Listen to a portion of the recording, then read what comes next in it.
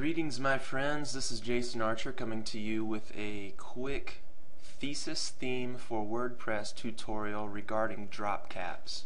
So many times when we're creating a blog or developing a blog, we want it to actually have its own look and feel, and there are many little things that we can do to create that.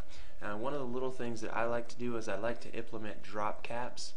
And for those of you who don't understand that term or aren't familiar with it, it basically is this H here in this post. Basically it gives the first letter of the post a bit of a different look to give the post itself, taken as a whole, a different look. So if I take a look at this particular blog, I'll notice that the most recent post that we have here, you'll see, starts with "So I'm in my office and I received this phone call," yet the first letter of the post, in this case being an S, has no drop cap style applied. So, well, what I want to do is apply the drop cap to that S.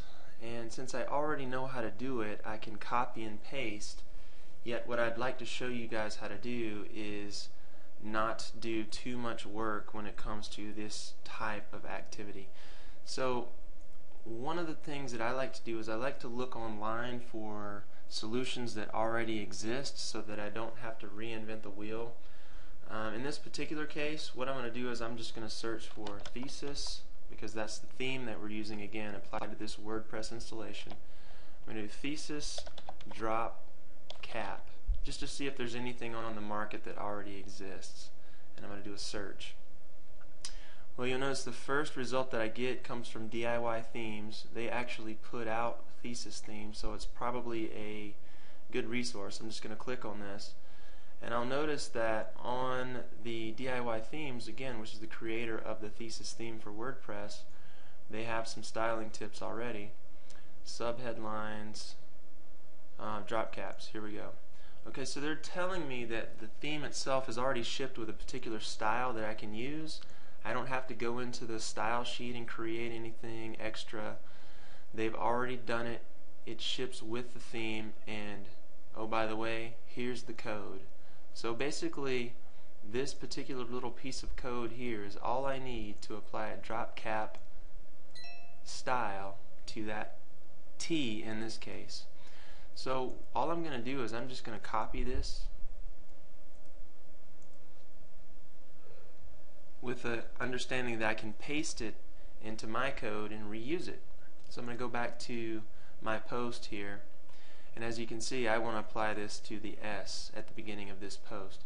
So I need to log into my WordPress admin and bring up my posts, and you'll notice that the most recent post here gives me the option to edit the post.